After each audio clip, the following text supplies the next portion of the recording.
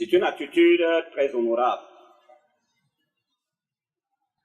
Il y a des choses souvent que des gens font, mais qui ont des conséquences très lourdes. Parfois, pour un petit plaisir de 5 minutes, on se retrouve en train de perdre sa vie. On peut aussi faire quelque chose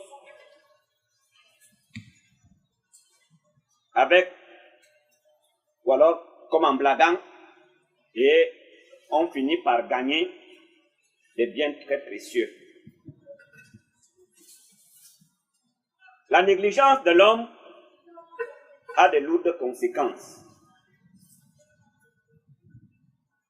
Cette attitude de jeûne et prière pour le croyant est, pour nous qui sommes des temps de la fin, une valeur à laquelle nous devons fortement rester attachés. Ce n'est pas seulement un besoin, mais c'est une valeur. Alléluia. C'est une valeur.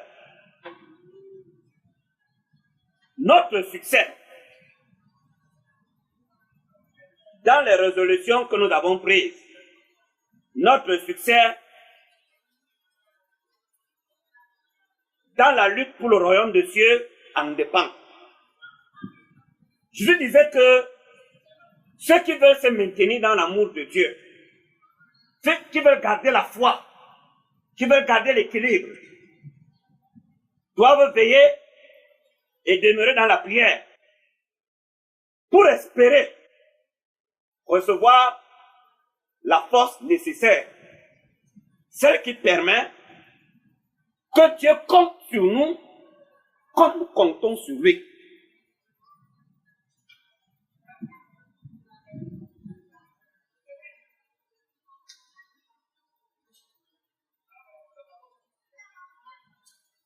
Je ne voudrais pas que nous soyons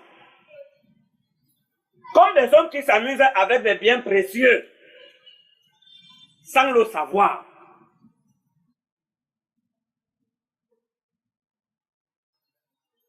Mais je voudrais que chacun de nous fasse preuve de cet empressement jusqu'au jour où, d'une manière ou d'une autre, il sentira son départ éminent comme l'apôtre Paul, qui peut faire le bilan et dire à Timothée que je peux maintenant te dire au revoir. Mon départ est imminent. Le Seigneur me l'a dit. J'ai combattu le bon combat. J'ai gardé la foi. Mon souhait est que nous gardons le même empressement, le même zèle. Nous gardons la même joie, le même souci. Nous gardons la même faim, la même soif. Comme cet enfant qui est parti en Égypte, il a été vendu par ses frères. Dans le pays où il était esclave, il n'avait pas oublié l'espérance de son peuple. Elle a caractérisé toute sa conduite durant tout son temps dans ce pays où il était au comble des larmes. Il allait d'injustice à injustice. Après avoir été pris en haine par ses frères pour rien, il arrive, on le met dans le cachot en Égypte sans avoir rien fait. Mais l'Éternel ne l'a pas laissé seul. Parce que, comme il comptait sur Dieu, Dieu comptait sur lui, il a su être le défenseur des valeurs que Dieu aussi défend et soutient.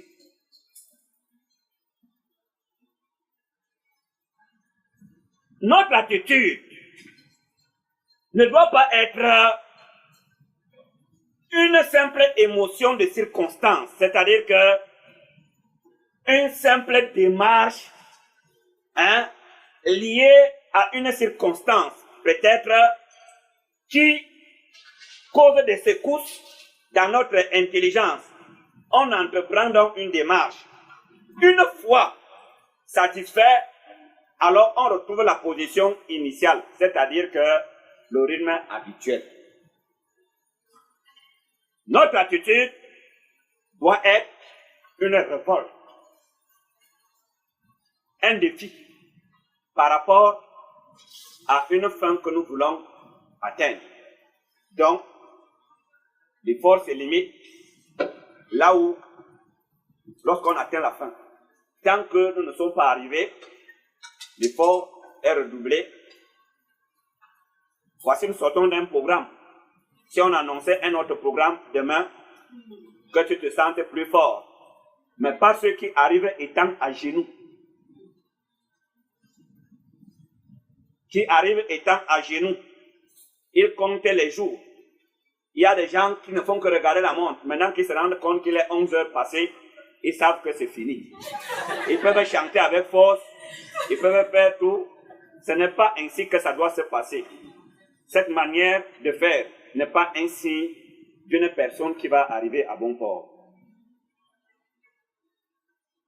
Cela prouve que votre attitude n'est pas l'expression d'une soif et d'une faim dans votre âme. Mais c'est comme quelque chose que vous faites pour faire plaisir ou alors une façon de se conformer. De se conformer puisque l'assemblée est concernée et qu'on fait partie de cette assemblée, alors on s'arrime, on suit les ordres. Si c'est ce qui est notre motivation, si c'est ça qui justifie notre obéissance, lorsque les programmes sont arrêtés, nous avons déjà échoué. Mais je pense que ce n'est pas cela. Alléluia. Je voudrais nous exhorter à imiter les anciens qui avaient fait des expériences. Il y a les chemins que les gens suivent, parfois avec beaucoup de zèle et d'attachement. Il y a des exercices dans lesquels les gens se plaisent, sachant ce qu'ils gagnent lorsqu'ils s'y livrent. Mais il existe des expériences tout autour de nous qui souffrent d'une grande indifférence. Je voudrais attirer notre attention ce matin sur l'une des plus belles expériences.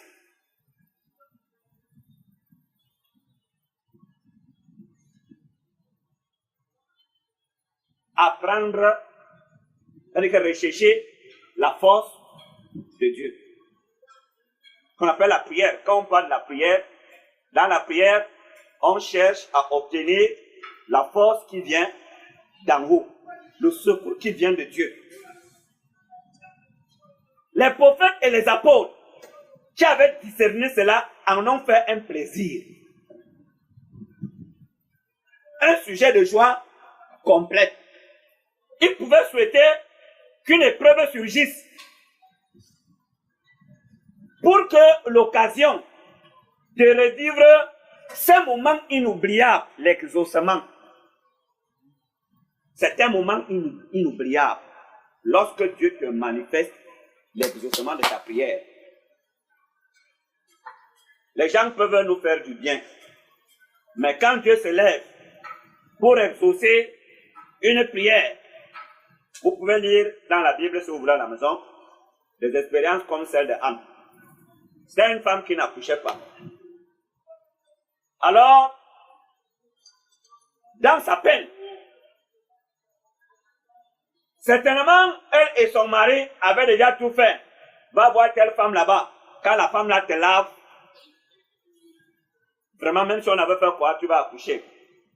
Va voir tel homme là-bas. Non, c'est la femme qui t'avait fait le remède. C'est un homme qui devait te faire le remède. Non, c'est une femme qui ne va plus avec les hommes qui devait te faire le remède. Celle-là, elle continue de courir derrière les hommes comme une jeune fille. Change. Certainement, on a tout expérimenté. Elle n'a pas pu accoucher. Et la pression que son intelligence vivait à cause des paroles blessantes, choquantes de sa coépouse était sans cesse multipliée. Alors, elle s'est rappelée de l'histoire de son peuple, de l'histoire de la famille d'Abraham. elle s'est souvenue que ils appartiennent à un Dieu qui n'est pas comme le Dieu des nations. Elle va se tourner vers lui pour faire une expérience. C'est ainsi que Anne s'est retirée. Elle est partie s'asseoir dans le temple. Dans l'excès de sa douleur, elle a su choisir un partenaire pour lui dire que viens voir mon insulte. Viens voir ma douleur. Je suis dans la peine. Elle a su choisir le bras sur qui s'appuyer. Elle a choisi l'Éternel, le Dieu des armées. La stérilité est une armée. La stérilité est une armée. Il disait à Israël que moi, quand tu vas m'obéir, je vais te préserver des maux dont je frappe les nations. Il lui a parlé de la stérilité. Il lui a dit qu'il n'y aura chez toi ni femme qui avorte, ni femme qui n'accouche. Tout le monde va accoucher. Je suis le Dieu des armées. Cette armée-là, je vais lui interdire de franchir les 5 mètres qu'on a l'habitude de dire. Moi, parce que tu as du prix à mes yeux. Parce que je t'aime, Israël, mon serviteur. Anne s'est souvenue de tout cela. Elle est allée dans le temple. Elle a prié Dieu. Elle a fait une promesse, une petite promesse à l'Éternel. L'Éternel l'a exaucé. Dans la joie de l'exaucement de sa prière, Anne a été remplie de l'Esprit de Dieu. Je m'en vais vous rappeler, je m'en vais partager avec vous ces moments inoubliables que notre sœur, notre mère, notre combat, notre compagnon de combat, ou alors notre aîné dans le combat a connu. Donc, on prend le livre de 1 Samuel.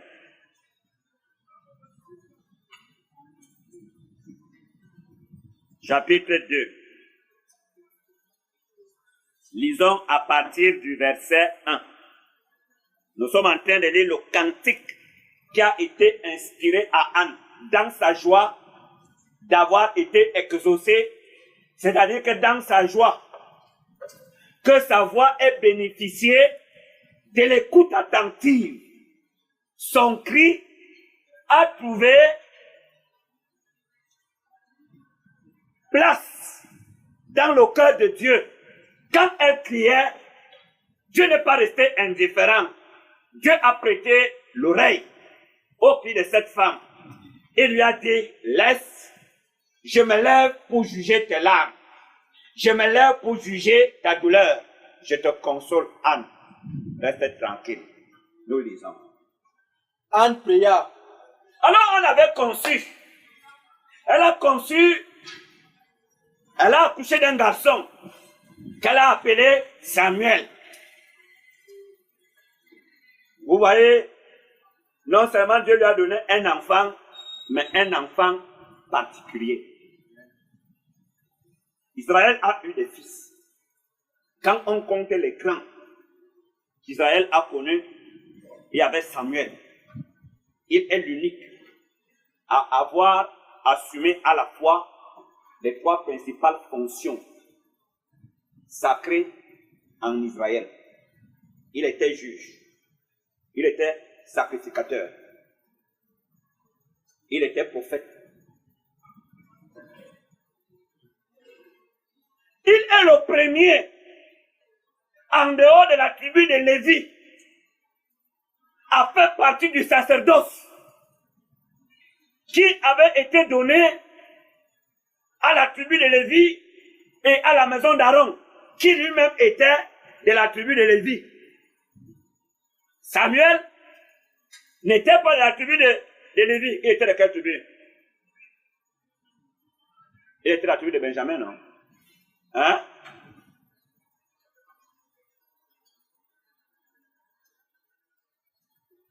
Prenez 1 Samuel 1 avant de continuer là-bas. Ephraïm, où on dit il y avait un homme de la Mataïm, Tchophim, de la montagne d'Ephraïm. Voilà. Il était de la tribu d'Ephraïm. Il était très très loin du sacerdoce.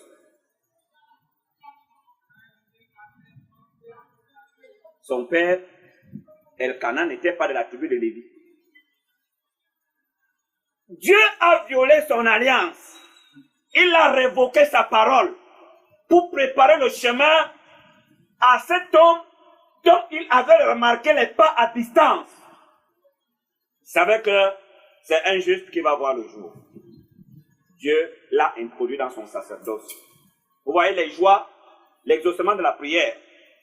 Il arrive parfois que ça se met à forcer à gauche, à droite. On prend des raccourcis, refusant de traîner la douleur et attendre la consolation qui viendra de l'Éternel seul. Hein? Nous revenons au chapitre 2. Alors, quand elle a accouché, la joie excessive a rempli son cœur. Écoutons ces paroles. Anne pria et dit, mon cœur se réjouit en l'Éternel. Ma force a été relevée par l'Éternel. Ma bouche s'est ouverte contre mes ennemis, car je me réjouis de ton secours.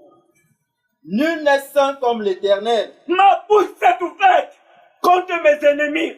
Ma bouche était fermée, liée. Quand ma coépouse me disait sorcière, je ne pouvais pas prouver. Tu as mangé tous tes enfants la nuit. Je ne pouvais rien répliquer, je ne pouvais pas prouver que je ne suis pas sorcière. À mon passage, on me regardait, que voilà la sorcière là qui passe. J'étais malheureuse. Aujourd'hui, l'Éternel a formé les poings contre ma misère, contre mon malheur. Alors là maintenant, ce n'est plus Anne qui parle. L'Esprit de Dieu est déjà descendu en elle. Dieu vient partager la joie de Anne. Anne se réjouit. Elle a compté sur Dieu. Dieu peut compter sur elle. Je vois les gens qui me connaissent et qui servent à m'élever. Oh, tu es une grande femme. Mon esprit va en elle. Prophétise. C'est une prophétie. Hein? C'est une prophétie. Si je vais enseigner là-dessus, c'est autre chose. C'est une prophétie. Continue. Nul n'est saint comme l'Éternel. Ah.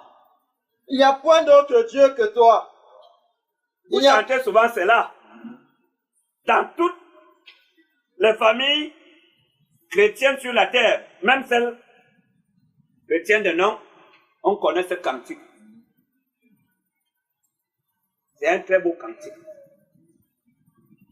Oui. Il n'y a point de rocher comme notre Dieu.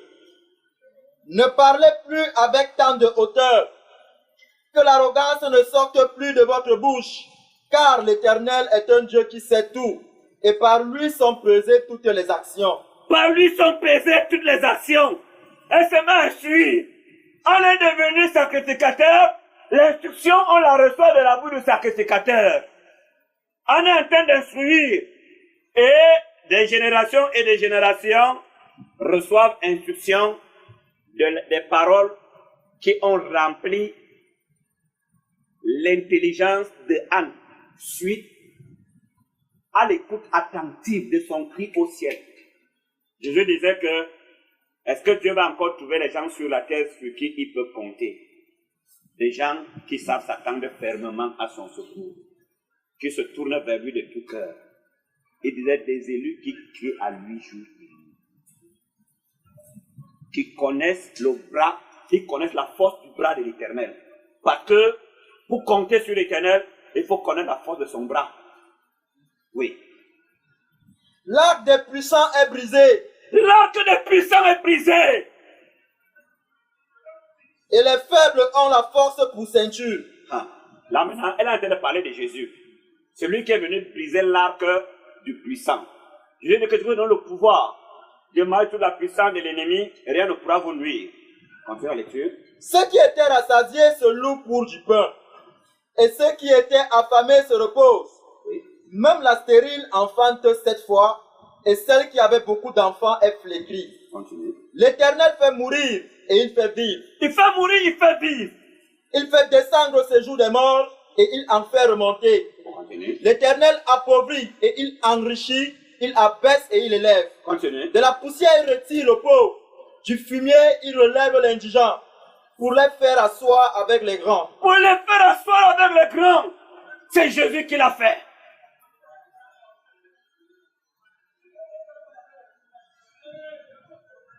Quand on a vu Lazare assis dans le Abraham, le riche était perdu. Un misérable que le gars connaissait, il le voit assis avec les grands. Hein? Avec Abraham. Lazare, c'est l'homme des ulcères, il est avec Abraham. Continue. Et il leur donne en partage un trône de gloire. Car à l'Éternel sont les colonnes de la terre et sur Il disait elle. que du vainqueur, il fera asseoir sur son trône. Comme il a vaincu, il s'est assis. On est en train de dire des choses. Elle prophétise. Je ne suis pas en train, que Dieu te bénisse, d'enseigner sur la prophétie d'Anne. J'attire notre attention sur ce que procure, c'est-à-dire que le gain qui est attaché à l'exaucement de la prière. Il y a des gens, quand vous passez des concours, vous êtes dans la joie, toute la famille se réjouit. Mais l'exaucement de la prière, un cœur qui a été desséché par une douleur, mais qui a choisi de s'appuyer sur le bras fort de l'Éternel et qui est exaucé. Alors, c'est des générations et des générations qui en parlent. Connaissant donc qu'une grande joie accompagne l'exaucement de nos prières, nous devons donc en faire le sentier dans lequel nous trouvons tout notre plaisir. Nous nous renouvelons dans cet exercice. Nous avons lu pendant notre programme de jeûne ce passage que je vais nous faire relire ce matin. Le cher chapitre d'Ésaïe 41. On va prendre.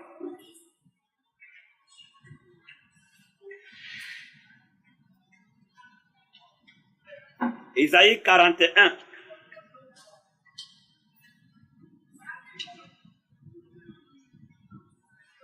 Nous allons lire la partie du verset 8. Quand Dieu avait pris Abraham, il lui a fait une promesse qu'on ne va pas lire, mais que je cite. Il lui a dit, Abraham, je suis moi-même ton bouclier. Ta récompense sera grande. Tu n'as rien à craindre. Je suis moi-même ton bouclier. Ton instrument de guerre. Quand tu es en guerre, appelle-moi seulement. Appelle-moi seulement. Il y a des chasseurs que tu vois, ils vont à la chasse, il a une seule flèche. Alors qu'il y a des chasseurs qui ont 5 flèches. C'est-à-dire que, vous savez qu'on a l'arc et on se sert de l'arc pour envoyer des flèches, pour tirer. Il y a donc les chasseurs. Lui, il va en brousse avec une seule flèche. Pendant que les autres ont 10 flèches. Il y a parfois, ils appellent ça le carquois, là où on enfile les flèches. Lui, il n'a même pas de carquois. Sa flèche est derrière son arc. Mais, il n'est jamais rentré de la chasse sans gibier. Il ne rate jamais. J'ai connu l'histoire d'un homme comme ça dans le village de mon père. On disait qu'il était très fort. Il va à la chasse toujours avec une flèche. Il ne rate pas. On dit que même si le lièvre là est à quelle vitesse, dès que ça sort devant lui, il ne rate pas. Donc il n'a pas besoin d'aller avec plusieurs flèches. Hein? C'est les autres qui ratent. Il se met à armer. Il m'a envoyé 3 fois. Le singe est en haut. Au lieu de tirer une fois, il tire plusieurs fois. Ce vieux, on disait qu'il était un chasseur exceptionnel. L'Éternel est notre unique flèche.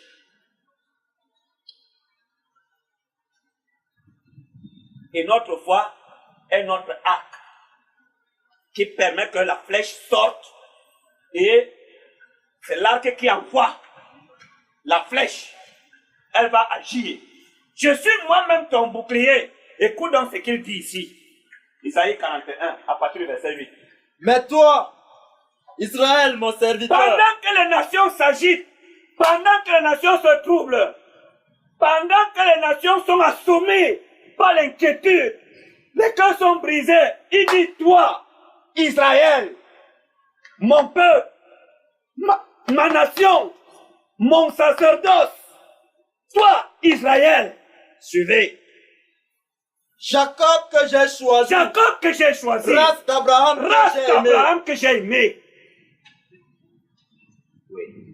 Toi que j'ai pris aux extrémités de la terre et que j'ai appelé d'une contrée lointaine, à qui j'ai dit, tu es mon serviteur, je te choisis et ne te rejette point. Nous avons reçu le pouvoir de devenir des serviteurs de l'Éternel, où nous le sommes devenus par l'obéissance à la voix que nous avons entendue. L'Écriture déclare que tous ceux qui l'ont reçu, cette parole, la voix que nous avons entendue, elle a cogné, nous avons ouvert le cœur, elle est entrée.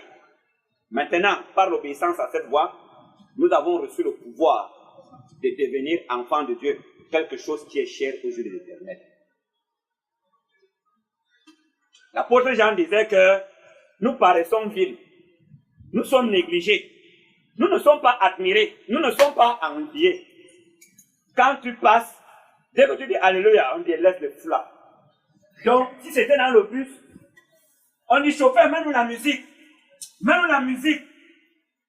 Chauffeur, je vais écrire à ton patron. Parce que le seul fait que tu aies dit Alléluia, tu as mis tout le monde mal à l'aise.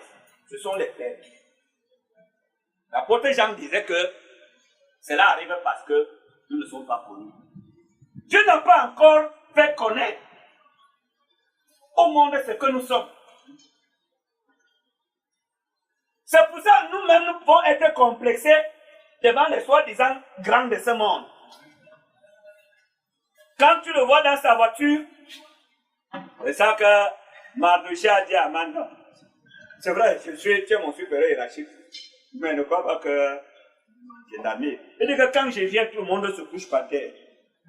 Comme vous voyez dans le commissariat, quand un supérieur vient, j'ai vécu dernièrement, c'était dans quel commissariat, dans les plats de nourriture tombaient. Les plats de nourriture. Et on a dit pot. Donc l'autre, son plat était à côté, en se levant, il a bousculé le banc. Le plat est tombé. Mardoché a dit que non. Attention, tu es un être humain comme moi. Tu jouis certes d'un avantage. Hein? C'est que ici tu es notre chef. Mais attention, ne te donne pas la place. Je ne veux pas me positionner devant toi. Aman n'avait pas de pouvoir. Il ne pouvait rien faire. C'est juif. C'est homme de la race de Dieu. La race d'Abraham, c'est la race de Dieu. Il lui avait été dit qu'il sera le père d'une grande foule de nations. Le sommeil vous dérangeait certainement l'autre jour, il faut que vous rappelez ces choses. Alléluia. La répétition est l'art de la rétention. Il lui avait dit que tu auras une nation qui s'appellera de ton nom. L'apôtre Jean savait qu'il est grand. Très grand. Hérode vient dire à Jésus que les gens là disent que tu as dit que tu es le roi des Juifs. Tu ne dis rien contre les accusations qui sont portées contre toi.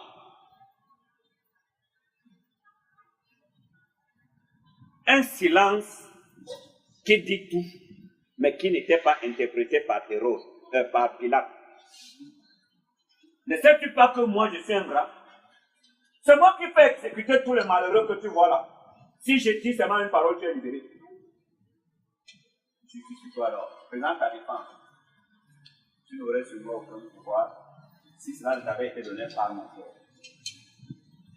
Quelqu'un qui sait que Dieu est son Père, quand vous entendez parler de la fierté des apôtres, des prophètes, qui ont défié des royaumes, ce n'est pas des gens qui avaient des cœurs nus, l'intelligence doués de l'ignorance comme les gens de cette génération. Ce sont les gens qui connaissaient leur Dieu, sur qui Dieu pouvait compter et qui comptaient sur Dieu. C'est vice ça. Les 3 compagnons ont dit que non, il ne faut pas faire ceci. Il faut se prosterner devant les statues d'or. Celui qui ne va pas le faire, on va le faire périr par le feu. Ils ont dit que non. Notre Dieu nous connaît et nous le connaissons. Vraiment, nous, on ne peut pas prier un autre Dieu. S'il faut mourir, on préfère mourir. Dieu dit que ouais, voilà une génération qui brille, voilà les hommes qui brillent au cœur de ce peuple, dévoré par l'ignorance. Ce peuple qui est livré à la confusion, voilà les hommes, ils brillaient par la sainteté, par le discernement des valeurs. Ils ont dit, on ne peut pas se tourner devant les statues. Dieu dit que voilà les défenseurs des valeurs. Ils comptent sur moi. Alors, je compte sur eux. Maintenant que eux, moi je compte sur eux, il faut qu'ils comptent sur moi. Je veux que quand tu comptes sur moi, je compte sur toi. Hein? Amen. Ils m'ont confessé devant les hommes. Il faut que je les confesse. Alors, c'est moi qui t'ai fait. Michel descend. Descends dans ce feu, Michel. Michel se positionnait dans le feu. Le feu a respecté Michel. Alléluia. Acclamons pour le Seigneur. Il y a des choses que Michel était présent. L'Écriture déclare que c'est lui qui combat en faveur des saints.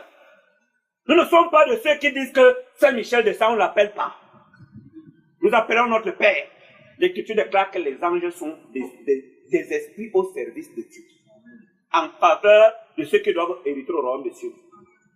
Moi, je ne peux pas appeler un ange. J'appelle le Père. Il n'y a pas d'intermédiaire. Tout à l'heure, j'étais à un entretien.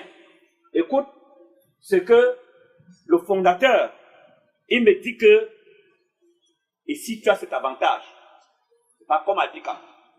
Tu écris une demande. Elle fait 3 mois pour arriver chez le directeur général. Le fondateur ne sera même jamais au courant. Moi, tout de suite, autour de 5 minutes, directement, moi, donne-moi ton numéro de téléphone.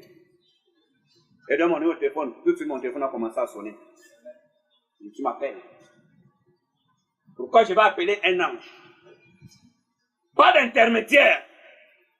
Je ne me laisse pas complexer par la grandeur de Dieu, comme certains disent que, s'il te plaît, s'il vous plaît, Père, je vous vois pour pas vos saints.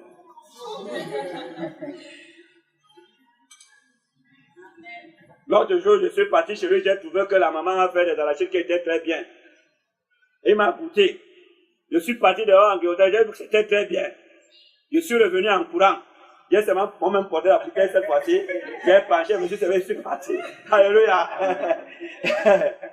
Je dis, s'il te plaît à Dieu, hein? Je ne passe pas par un ange, mais il reçoit des ordres et qu'il exécute avec empressement pour que nous soyons tenus hors d'atteinte. Dieu a dit à Abraham, tu as un avantage par rapport à toutes les nations. Elles sont abandonnées à elles-mêmes. J'ai chassé l'homme de ma présence. Mais ton avantage, c'est que je t'ai ramené en moi. Et c'est moi-même qui assure tes combats. C'est une grande différence avec les autres.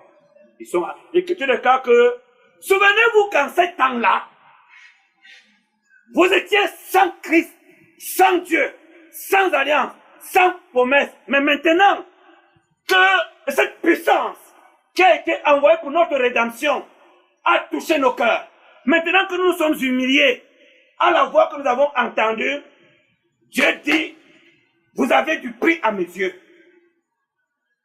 À cause de ce prix, je m'attache à vous. Ce qui te touche me touche.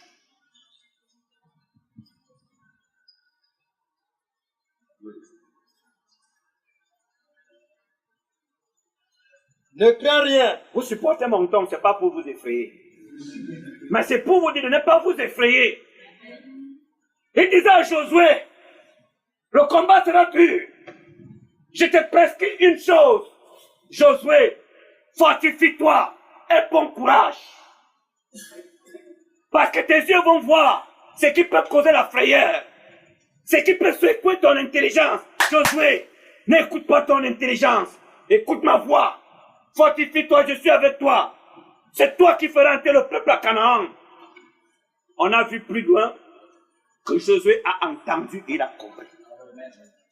Quand il arrive, là où Michel les attendait devant, pour combattre avec eux contre les habitants de Canaan, de Jéricho, Josué voit Michel et ne sait pas que c'est un ange de Dieu qui a été envoyé pour combattre. Mais il sait que c'est un homme armé et certainement, c'est une personne qu'on a postée là pour attendre Israël. Josué a oublié que cette épée pouvait le blesser, qu'il pouvait mourir, qu'il pouvait faire un faux pas, il tombe. Parce que dans la bagarre, tu peux être fort. Mais si tu fais un faux pas, tu perds l'équilibre, l'adversaire te dose et tu es parti. Josué a oublié toutes ces choses. Toutes les sciences qui minent l'intelligence humaine et qui réduisent l'homme à la mort, à l'impuissance, ont été simplifiées. Josué n'a pensé à rien. À la seule chose que Israël doit passer par là. Il lui a dit, dis-moi, tu es pour ou tu es contre? Pas les gens que tu vois le hibou. Au nom de Jésus. Au nom de Jésus. Mais tu vois le hibou, tu es en train de dire au nom de Jésus en reculant. Même le hibou même est prêt à foncer sur toi. Mais c'était comme David, qui disait que le géant philistin n'est rien. Pendant qu'il disait que tu n'es rien, il avançait vers lui. Tu n'es rien. Tu n'es rien. En lui disant tu n'es rien, il avançait. Josué a avancé vers l'ange. Donne-moi une réponse. Tu es pour Israël ou contre Israël? Il a dit je suis pour Israël. Je suis Michel. Je viens de la part de Dieu. Jésus a dit que non, c'est mon compagnon de combat. Amen. Alléluia. Amen. Il dit Israël, toi que j'ai pris en affection. Oui. Toi que j'ai pris aux extrémités de la terre, oui, et que j'ai appelé d'une contrée lointaine, à qui j'ai dit, tu es mon serviteur. Tu es mon serviteur. Je te choisis et ne te rejette point. Je te disais que celui qui m'aime, celui qui me sert, c'est celui qui garde mes commandements. Servir Dieu ne consiste pas à prêcher l'évangile à toutes les nations. Il y a des gens qui marchent dans les quartiers partout. Que servir Dieu, de prêcher l'évangile à tout le monde. C'est un ordre parmi tant d'autres. L'observation d'un ordre ne fait pas de nous enfants de Dieu. Jésus nous a présenté une vie, et non un seul commandement, une seule ordonnance sur laquelle on s'accroche. Puis on commence à dire que parce qu'on l'observe, on est enfant de Dieu, surtout. Celui qui m'aime, c'est celui qui garde mes commandements. Voilà mon serviteur, en qui mon âme prend plaisir. Oui.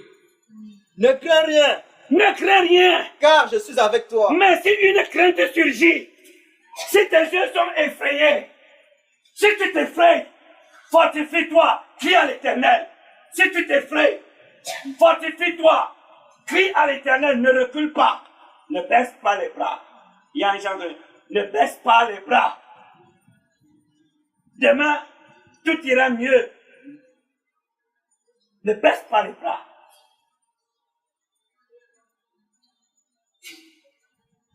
On ne prie pas. Voir des gens qui se donnent des rendez-vous de prière ici. Jamais. Les rendez-vous pour faire des commentaires inutiles sont faciles. Nous sommes un corps d'armée.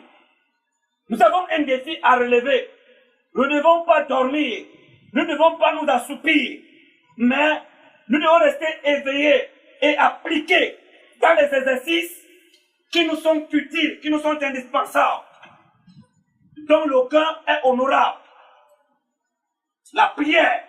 Je disais que voilà comment vous prenez le dessus sur les fléaux, sur les systèmes, sur les puissances, sur les dominations des temps à venir pour vous maintenir dans l'amour de Dieu. C'est ce que Jésus disait. C'est vous qui avez organisé que le culte dépasse 12 heures. Je suis seulement le pas. Vous prenez mon temps, je prends le vôtre. Ça marche. Continue. Ne promène pas des regards inquiets, Ne promène pas les regards inquiets. car je suis ton Dieu. Ne promène pas des regards inquiets. Je suis ton Dieu. Je ne suis pas les dieux qu'on doit venir informer. Ils ont les yeux, ils ne voient pas. Mais je suis celui qu'on appelle omniprésent. Abraham était arrivé en Égypte. Il dit à Sarah que ouais, mon cœur bat beaucoup. Je ressens quelque chose. Et certainement ça va arriver. Tu es d'une très grande beauté. Ta beauté va séduire les grands de ce pays. Ils voudront t'avoir comme épouse. Et je sens que si je dis que tu es ma femme, je vais perdre ma vie. Je sais que tu m'aimes. Mais pour ton amour pour moi, sauve-moi de la mort qui m'a déjà encerclé. Hein? La mort m'a déjà encerclé. Je suis lié par la mort. Sauve-moi. Sarah, sauve-moi. Accepte de dire que tu es ma soeur. Je vais leur dire que tu es ma soeur. Comme ça, si on veut te prendre, on te prend. On me laisse au moins en vie. Alléluia. Parce que ici, les gens ne connaissent pas Dieu. Les gens ne connaissent pas Dieu dans ce pays. Donc, même si on dit quoi, ils ne peuvent pas. Ils ne savent pas que notre Dieu que nous servons est omniprésent. Dieu est plus proche de nous que notre souffle. Celui qui assure le maintien de notre souffle dans notre intérieur. Si se retire, le souffle se retire.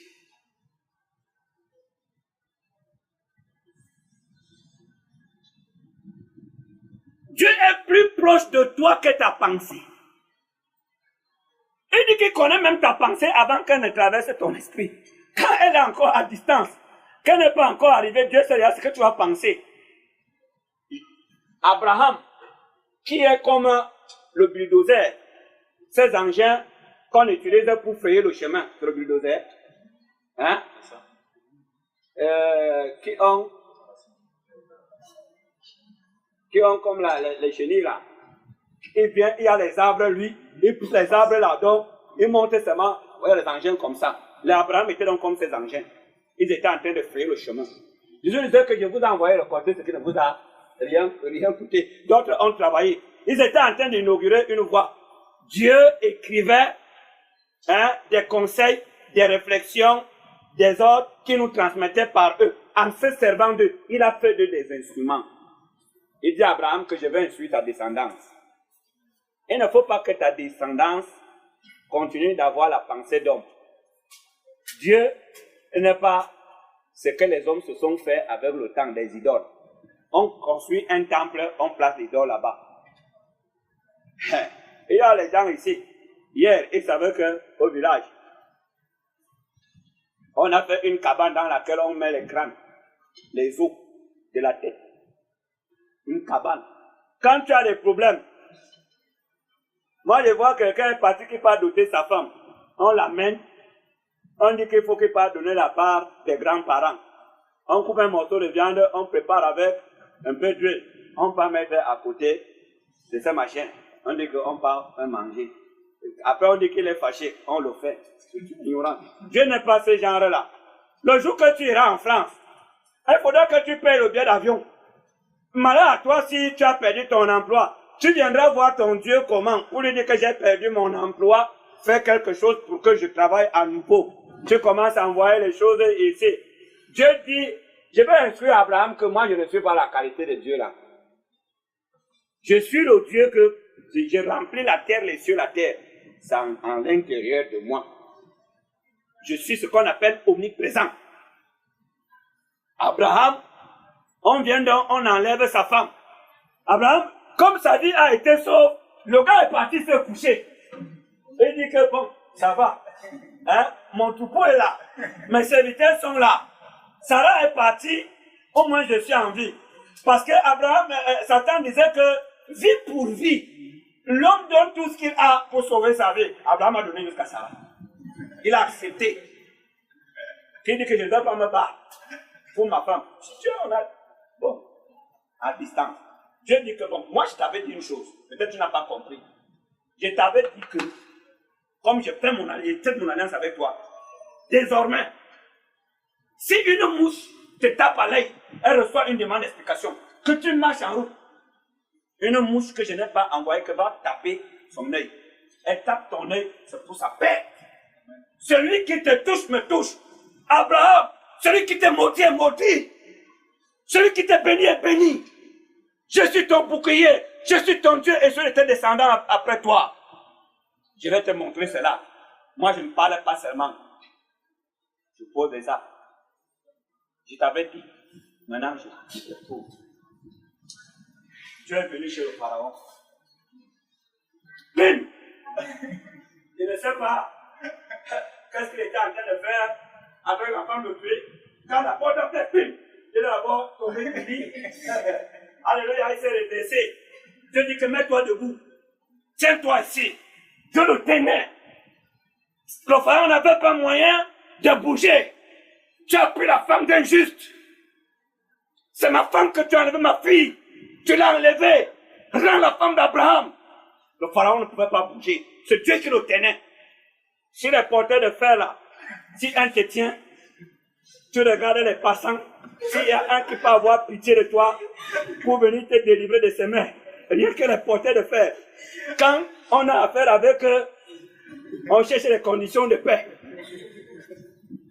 Il y a une armée à Douala que quand on prononce son nom, le bille, quand tu vois les voitures, quand il fait bon, dès que tu as vu sur le dès que c'est le bille, il te couille, il descend, te sortir de la voiture pour te gifler. Alors l'Éternel est plus que ses armées. Il dit que le chef des armées, il a saisi le pharaon, il a remis la femme à Abraham. Abraham a souri. Alléluia. Il dit que je comprends maintenant. Hein? Ce sourire, il dit que maintenant je comprends que je ne suis pas seul. Il avait dit à Israël que je ne veux pas te laisser seul avant d'avoir accompli tout mon plan pour toi. Je ne peux pas te laisser seul. Je connais ce monde. Je suis avec toi. Priez, partagez vos peines avec l'Éternel. Prenez-en plaisir. C'est même l'expression de votre confiance. C'est l'expression que vous comptez sur Dieu. Quand un enfant crie dehors, il crie en prononçant maman, maman ou bien papa, c'est un signe que l'enfant a confiance en la force de ses parents. Il ne crie pas vers un autre parent, mais vers son père. Il y a même les gens qui ont vieilli et qui n'ont pas reçu la délivrance de ce sentiment. Moi, j'ai connu mon oncle, quand il avait deux, il prenait seulement manga, mais le grand frère de mon père, donc lui, il prenait seulement manga, donc lui, moins de choses. Donc sa mère, lui, tout, il dit seulement sa mère. Donc, il a un problème comme ça, il passe s'asseoir sur la tombe de sa mère, il commence à pleurer. J'ai dit le grand frère de mon père. Hein? Il aide le père, il dit ma. Il appelle sa mère, donc. Mais nous, Dieu nous dit qu'il est tout puissant. Il a donné toutes les adresses. Tout ce qui fait que la confiance naisse dans nos cœurs. Il l'a fait pour Israël. Israël a pris ça comme un spectacle. Dieu dit à la poussière que bon, transforme-toi en moustique. Comme au commencement, transforme-toi en moustique, fait la guerre aux Égyptiens. La poussière a obéi, elle s'est transformée en moustique. Les moustiques ont commencé à faire la guerre. Il dit que bon, que le pays soit rempli de grenouilles. Le pays, les grenouilles ont rempli tout le pays. Tu vas dans la mamie, tu trouves les grenouilles. Sur ton lit, tu trouves les grenouilles partout. Il n'y avait même pas moyen que les gens s'asseyent. Les grenouilles étaient partout, c'était l'air effrayant. Il dit, bon, maintenant, mort, frappe l'Égypte, les premiers-nés de l'Égypte. Si même un poussin est le premier-né de sa mère, il meurt. Même les oiseaux, les animaux, il dit que tout. Mais, mort, ne tentez pas de passer à côté des maisons des Juifs. Il a dit aux Juifs que chassez cet ange de la mort. Je vous donne le pouvoir sur la mort. Voici le pouvoir, la mort que j'envoie là, voilà son pouvoir. Prenez le sang, mettez sur la porte. C'est ce sang que le Seigneur envoie qui nous purifie. Amen. Qui purifie notre conscience et nous permet de recevoir le sceau de Dieu. Hein? Il met son cachet en nous, il nous donne son esprit. Après nous avoir purifié. Le sang sur qui le pouvoir, la mort n'a pas de pouvoir. Dieu a fait toutes ces choses. Il a fait que le rocher vomisse de l'eau pour montrer à Israël qu'il est le maître, Rabbi. Mais ces gens n'ont rien, ils n'ont rien compris. Ils n'ont rien compris. Ne soyons pas leurs imitateurs.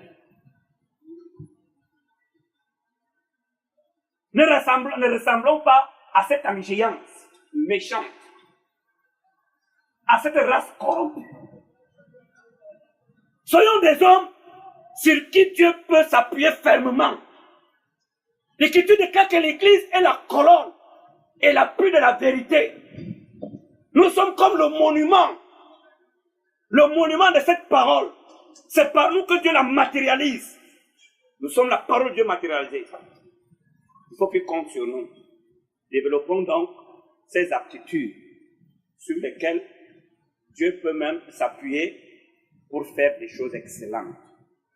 Des choses qui marquent toute intelligence. Oui.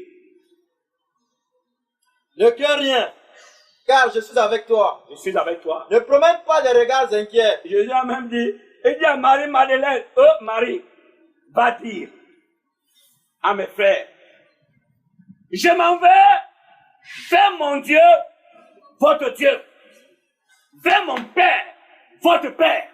Il dit à Marie-Madeleine, va leur dire, pour nous c'est un sujet de joie complexe, que celui qui a touché du doigt nos réalités est assis sur le trône de Dieu.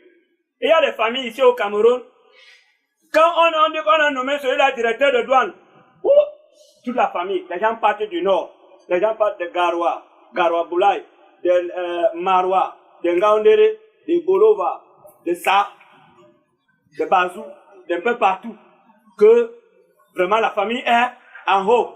Notre frère, nos enfants vont passer le concours de la douane désormais. On vient, on fait que faut bien amener les frères en haut. Maintenant, nous avons notre frère en haut. Dis notre frère en haut. Notre frère en haut. Jésus est assis sur le trône de Dieu. L'Écriture déclare qu'il intercède en faveur de la famille qu'il a laissée sur la terre. Ce n'est pas un homme qu'il arrive là-bas, il nous oublie. Nous avons les frères ici qui ont souffert avec nous. On allait au village pendant les vacances. On allait boire l'eau du marigot. Le marigot, parce qu'on chante là-bas, l'eau du marigot. On cherche un endroit où l'eau est propre. On prend parfois avec les feuilles que vous utilisez pour les bâtons de manioc.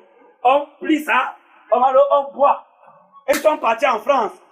Aujourd'hui, quand ils viennent ici, ils mangent seulement avec les viandes, les bouteilles de viande. Ils dorment seulement à l'hôtel. Même Tanguy, ils disent que Tanguy est suyé. On a sucé les mêmes bouts de sein. Nous ne sommes pas morts. On était encore les bébés. Et nos mamans n'étaient pas comme les mères d'aujourd'hui qui utilisaient même l'alcool pour nettoyer les bouts de sein. Moi, je vois certaines avec l'alcool. Nous, parfois, elles étaient au champ. On ne sait même pas combien de fois elles avaient leur soutien. Mais on tétait ça très bien, nous ne sommes pas morts. C'est vrai. Moi, je suis très fort. Je suis en train de vous dire des choses. Jésus n'est pas ce genre de frères qu'on a eu. On les appelle des traîtres. Et ils nous trahissent. Ils sont allés embrasser des cultures et ils nous obéissent. Ils viennent ici. On ne les reconnaît plus. Mais Jésus, qui est parti au ciel, est resté le même. Hein? Quand on a pris Pierre, on a enchaîné Pierre, on a fait garder la ville. Et il y avait au moins 3 barrières. D'abord, la ville était gardée. Le quartier où il y avait la prison était gardé. La prison elle-même, c'était une grande barrière. Il y avait la garde. Et Pierre dormait entre des soldats. On a puni des soldats que si quelqu'un dort, on vous donne le café. Elle a apporté. Vous buvez à volonté. Le café est là pour ne pas dormir. Parce que Pierre est une peste. Il doit mourir. Dieu a dit que non. Même une herbe ne peut pas être coupée sur la terre sans mon autorisation. Ce n'est pas un juste qui va payer par la volonté de l'ennemi. Puisque vous en faites un sujet de quoi un défi, bon, je relève le défi. Michel, va dans tel quartier, va me sortir Pierre. Comme tu as parlé, bam, Michel était là. La porte de la prison s'est ouverte. Les petits machins qu'on a posés sur les cellules. J'étais à Nomad ici l'autre jour. Je vois comment ceux-là viennent ouvrir. J'ai commencé à reposer, j'ai dit que ça c'est zéro. Si on me met ici, si Dieu veut que je sorte, ce n'est rien. Hein? Ça c'est une petite brigade. Même le Seigneur a honte de le représenter. Dieu dit que va sortir Pierre. Quand il est arrivé, la porte, les cadenas, les serrures qui étaient faites par la main d'homme ont reconnu que un envoyé du maître est là, dont le maître est là. Tac, tac, les cadenas tombaient, lâchaient. Sans se détruire. S'ouvrait comme si c'est un homme qui a ouvert. Pierre, mets ton manteau. Lève-toi sur moi. Les soldats étaient là. Où ils voyaient. Où ils ne voyaient pas, je ne sais pas. Mais ce que je sais, c'est qu'ils étaient à leur poste. Dieu ne les a pas frappés de sommeil. Mais la puissance qui était là, en action, pour secourir le juste.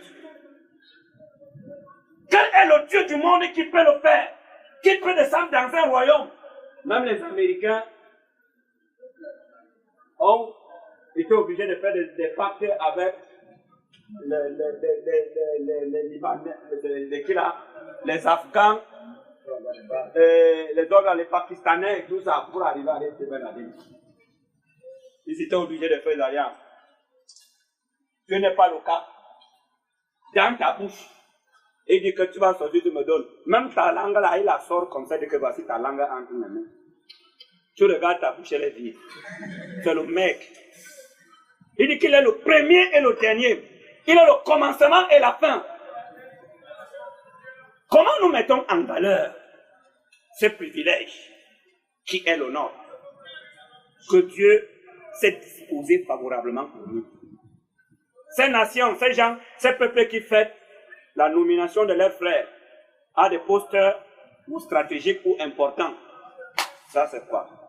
Un directeur de douane qu'on nomme aujourd'hui, demain en tant qu'hypervient en train de prendre le voilà comme nous. Avec Dieu, ce n'est pas ça, il ne se répand pas de sections pour ses affaires. Tu n'as rien à craindre. Fais-moi confiance. Manifeste-moi ta confiance. Oui. Ne promène pas des regards inquiets, car je suis ton Dieu. Ne sois pas soumis. Je te fortifie. Je viens à ton secours. Je viens à ton secours. Je te soutiens de ma droite triomphante. Voici, ils seront confondus. Ils seront couverts de honte. Ça va, que je te bénisse. Je vais prendre un dernier chapitre. Je suis conscient que vous avez beaucoup gêné, que vous avez besoin de vous sentir libre. Et je suis pressé de vous libérer. Alléluia. Prenons le livre de Philippiens, chapitre 2. Lisons à partir du verset 13.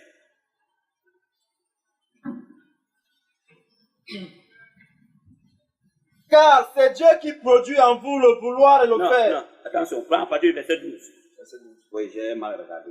Ainsi, mes bien-aimés, comme vous avez toujours obéi, mettez en œuvre votre salut avec crainte et tremblement. Travaillez à votre salut avec crainte et tremblement.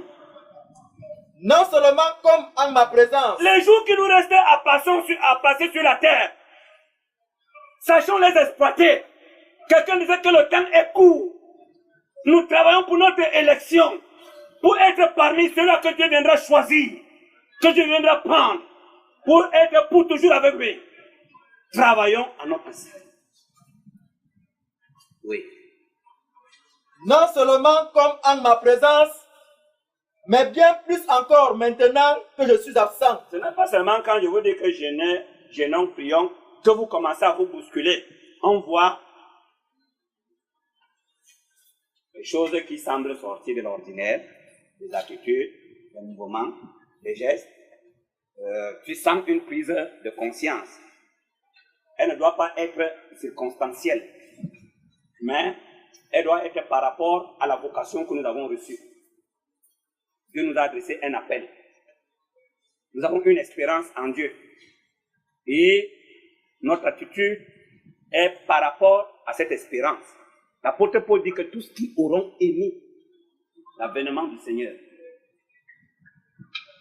ils rechercheront à être irrépréhensibles, irréprochables dans la justice. C'est là que nous travaillons. Et pour cela, nous prions l'Éternel. Les besoins sont une menace avérée pour des dispositions du cœur qui veut s'attacher fortement aux valeurs que l'Éternel nous a révélées. Mais nous pouvons les surmonter si nous savons compter sur Dieu. Le Dieu qui a parlé au corbeau, qui a donné des ordres au corbeau, peut encore donner des ordres à la vipère. Hier, c'était le corbeau. Je pense que le lion et la vipère peuvent devenir nos serviteurs. Oui. Car c'est Dieu qui produit en vous le vouloir et le faire. Celui qui nous a conduits là où nous sommes aujourd'hui, il ne peut pas nous laisser seuls. Si Abraham est sorti de Padan Aram, ce n'était pas le conseil de son intelligence. Il a entendu une voix, il a suivi cette voix. Notre séparation d'avec nos armes d'hier, nos joies, nos goûts, notre éloignement des sentiers de la honte n'est pas le fruit de l'intelligence des hommes. C'est le conseil de Dieu qui a agi sur nos sentiments. L'Écriture déclare qu'ils ont eu le cœur vraiment touché. C'est le conseil de Dieu qui a touché nos cœurs. Dieu ne saurait se montrer indifférent à notre peine, mais il la partage comme il partageait les tribulations d'Abraham. C'est ce que je nous fais comprendre. Si, à cause de l'obéissance à sa voix, les tribulations sont nées, il peut les porter sur ses épaules. Oui. Car c'est Dieu qui produit en vous le vouloir et le faire selon son bon plaisir. Faites toutes choses sans murmure ni hésitation, afin que vous soyez irréprochables et purs, des enfants de Dieu irréprochables. Comme ce grain de blé qui réussit à se bousculer dans un champ de roseaux. Il a une taille particulière. Il est particulièrement vert et porte des grains, alors que nous savons que, vous connaissez le roseau, mais si ça sort dans ton champ de maïs, tu as tout perdu. Ça étouffe le maïs comme bonjour. Hein? Dieu dit que des enfants de Dieu qui brillent au milieu, comme les Daniel, l'Abednego ont brillé à Babylone par la crainte de Dieu, la haine du mal. Ils se sont préservés. Dieu veut qu'on brille ainsi. Et d'où nous viendra la porte. Le monde ne va pas nous secourir. Au contraire, le monde va tout faire pour nous décourager. Sachons compter sur Dieu et manifestons-lui notre confiance en sa droite agissante. Afin que vous soyez irréprochables et purs, comme des enfants de Dieu irréprochables au milieu d'une génération perverse et corrompue, parmi laquelle vous brillez comme des flambeaux dans le monde, portant la parole de vie, et je pourrai me glorifier au jour de Christ. Alors, moi aussi je pourrais me glorifier. Pas de ce que vous payez les dîmes. J'ai refusé vos dîmes. Je ne regretterai jamais. Je veux même que Dieu me bénisse dans mon temps. Amen. Alléluia. Sans vivre de vos dîmes, Dieu me donne. Voilà un contrat. Je ne voudrais pas vous attrister. Que cela ne paraisse pas comme si je m'en vantais. Je voudrais vanter l'Éternel. Je reconnais que je ne mérite pas. Hein? Dieu me donne le salaire des grands. Je ne suis pas grand, mais me donne le salaire des grands. On m'a demandé que tu veux combien? J'ai dit non. J'avais dit une chose, que je veux le minimum de temps net à payer. Je vais travailler, tu vois mon travail, et tu me donnes ce qui est proportionnel à mon travail, parce que je vais te donner le résultat. Donne-moi d'abord quelque chose seulement. Il m'a dit, je suis d'accord, je te donne ça. Alléluia. Donc, j'ai dit, ma joie, ce jour-là, quand vous voyez quand une âme faiblit dans la foi, je souffre. D'autres peuvent croire que c'est par rapport au nombre. Ce n'est pas le nombre qui m'intéresse. J'ai prié avec mon épouse et ma fille Linda, qui n'avait pas encore un enfant. On tenait des cultes pendant longtemps. Je ne suis pas attaché au nombre, mais au salut. Quand une âme faiblit, je souffre énormément. Pas seulement moi, mais tous ceux qui sont sensibles, qui sont conscients de l'ordre que l'Éternel passe.